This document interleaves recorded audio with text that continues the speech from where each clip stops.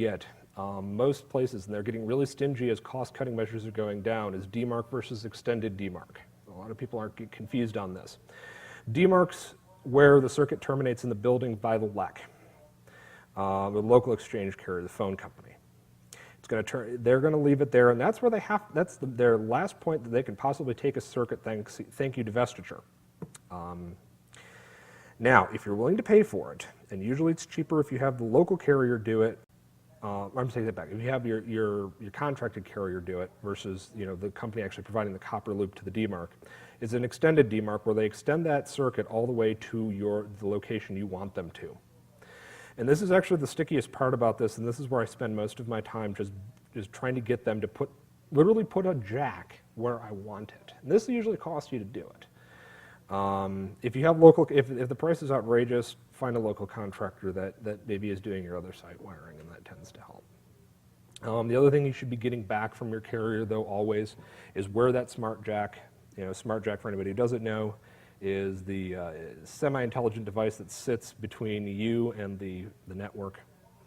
It's usually a little card and a shelf about yay high, bunch of red and green lights. You usually want all green. Red is bad. This is a good rule. Red is bad, green is good. And that's generally, if you're lucky, they'll drop it right next to your stuff. If not, it'll usually be in a closet somewhere in the building. They should be handing you where they actually put the smart jack. This is information that's passed through the food chain. If they say that they can't hand it to you, they're lying through their teeth.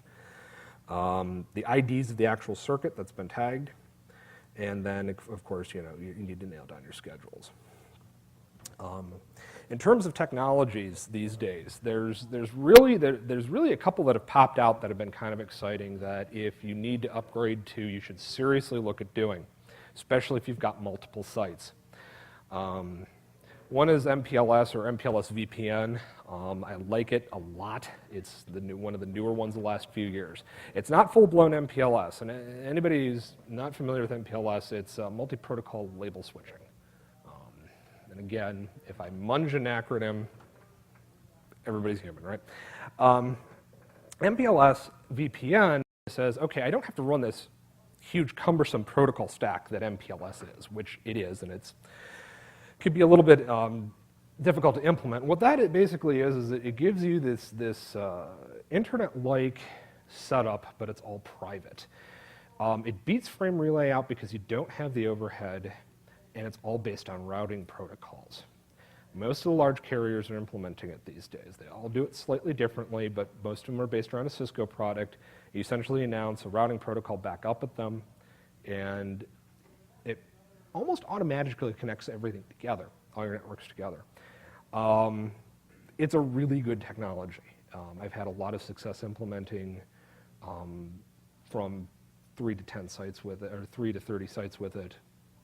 And it's very cost effective for what it does. It should be cheaper than an internet circuit in general.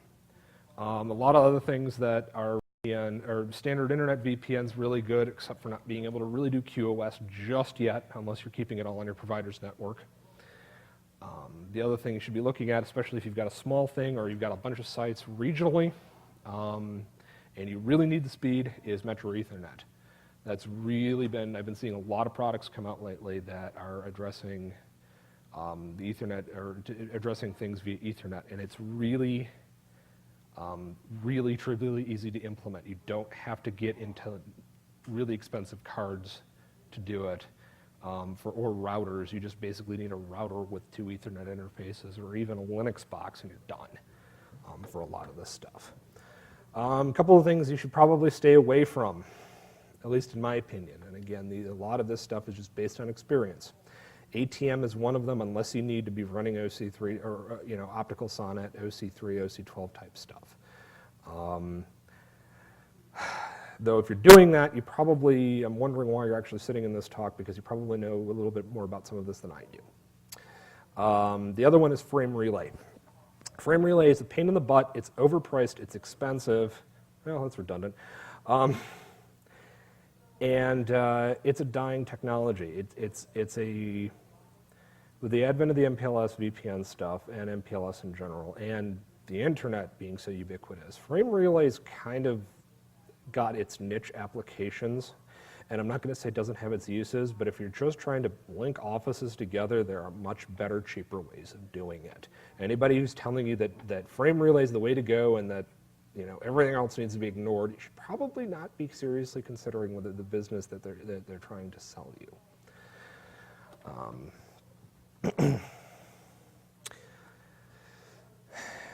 One of the other things I kind of run into, especially, and I do focus a lot of on more and more bandwidth issues, because really people do need a lot of bandwidth, and we're doing a lot of circuit installations day in and day out where people are just needing the raw speed.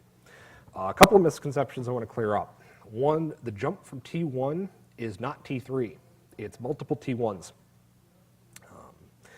It is now possible to do, even though some people will try to say, hey, you can't do that, you need to go to T3. You can bond up to generally 8 T1s together, and most providers will readily sell you these. They don't make these facts terribly clear. The only one I could think of is Verizon, but that was on the old MCI page. The other one is, especially with internet circuits, is BGP for multi-homing. BGP is not a load balancing solution.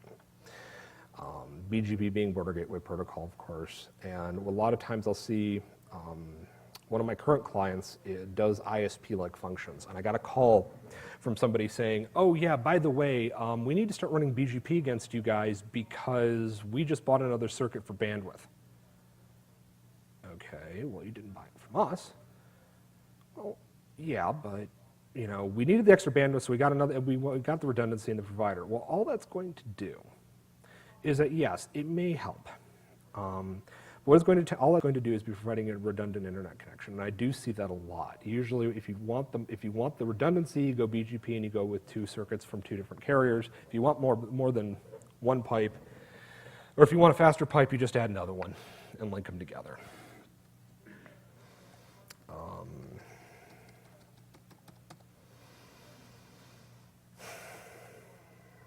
Just in case I'm not elaborating on something, does anybody have any questions at the moment? Okay then, moving right along. A couple other things, again, common sense things when I've been doing circuit turnups and circuit upgrades. When you're in the middle of an implementation and you're turning up something, especially at a remote site, anybody here is familiar with Cisco and copy running config, startup config, or write memory. During the middle of an implementation, this is your worst enemy. Reason being is that if you need a fallback plan, especially if you're moving from one thing to another and you don't have an easy way to fall back, especially if you lose communications. If you're writing your config out as you're going, of course, again, it's Cisco 101, you're going to end up getting yourself into a jam one of these days. And yes, I have done this. And there's nothing worse than walking a local tech who doesn't really know Cisco, but he does have a console cable to start editing config commands at 9 o'clock at night. Another thing is know exactly what you're getting. Another case in point, we were at my current client, we're switching from one provider to another. I came into the project a little late, and he said, oh yeah, here's these 5 circuits on this channelized DS3. And thinking nothing of it, went ahead and started doing it until we got about to the 5th or 6th circuit and realized that, well, we've actually got 2 channelized DS3s in here. Nobody's told me about it, and these circuits are actually over here on the wrong router. Net result was that it added another 2 weeks of downtime. So again, know where you're getting to. And along the lines of having local techs out there, especially if you're not on site and you've hired somebody to come out and do something for you. Temporary local passwords. I'm aware of one company that got into trouble because it turns out that all of their routers, including their master router, all had the same password, and they gave one to a visiting field tech. So if you can set up temporary passwords before you do an upgrade, before you get yourself into a jam, it's a really good thing to have. Works out fairly well. I lost my...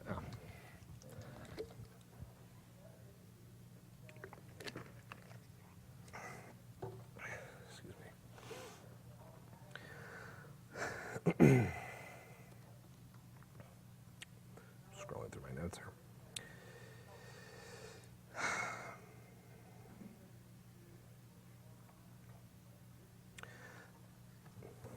apologize, I kind of got out of sync here. When you're setting down these project schedules, or when you're trying to schedule dealing with a lot of things going on at once, and again, case in point, my last company where we did a 30-site upgrade. They're going to try to push you into doing this as fast as possible, and by them I mean your management generally, unless you are your management, in which case you're really lucky. When you're doing this, always give yourself enough time for fallback and redo, because most of the time, I'll hazard to say that for some reason, especially the things you can't control, you're going to end up falling back or delaying a lot of the time, especially with missed dates. And have this stuff documented. It's kind of a management 101 thing, but they like seeing pretty pictures and they like seeing that you're actually producing something, even if it's only paper. And it's also good to go back to, and again, that whole beating your shoe on the desk and getting the vendor's attention saying, well, you said on this date, and this date, and I wrote this down, you're going to be able to do this for me. If you don't have this stuff written down, they're never going to be able to, you're never going to be able to prove it, you're never going to be able to keep track of it. It's generally just one of those things. Unfortunately, I seem to be getting ahead of myself here. And again, any other questions at this point? You might see this sometimes. In smaller businesses, you wouldn't run into it as much if you had a keyboard and a mail server. Okay. But, in a bigger ISP setup, do you recommend that they go out to Aaron with their own IP addresses instead of, you go to Quest or Sprint or something to get a link? Should you try and get your own IP addresses that way? When you need a different link, you take your different link, and Okay. It's not as big of a move. DNS has improved, but Well, and actually the bigger question is, it's actually a very valid point. And in that, apparently, can people hear me okay? Seems to be, is this any better? There. All right, so the question was, should you go out and get your own IP space if you're a larger ISP or not? And you can get, and one thing Aaron's policies is if you read them closely, you're only supposed to request private space or public space in your own block if you can get a 23 or larger, I believe, maybe down to a 22 or 21 now. There are exceptions. You can get as small as a 24 from them if you need it, especially if you're going to be multi-homed. And the reason you're going to want your own IP space, especially the ISP, is so it's completely independent. You should be getting this anytime you're considering going multi-homed. You should also have, if you're also an ISP of any size, you should also be having multiple uplinks back to the net. And the minute you get, because what you don't want to do as an ISP, especially if you're a smaller ISP or regional ISP, is to be getting into problems where if you're getting all of your IP space from one of your upstream carriers and that relationship goes south or goes sour, and it will, especially if they move into your local territory and say, hey, we're going to provide local service now, and you're a DSL provider, and then all of a sudden it's like, well, we're not sure if we want your business, we're going to jack up your rates. You need to be able to switch upstream providers pretty much at will, and that's what that independent space is going to give you, as well as that AS number. Well, anytime you're going to be running publicly multi-homed, you're going to need that AS number, and I think the price right now is like $2,500 to $3,000 a year. So, generally good idea. Anybody else?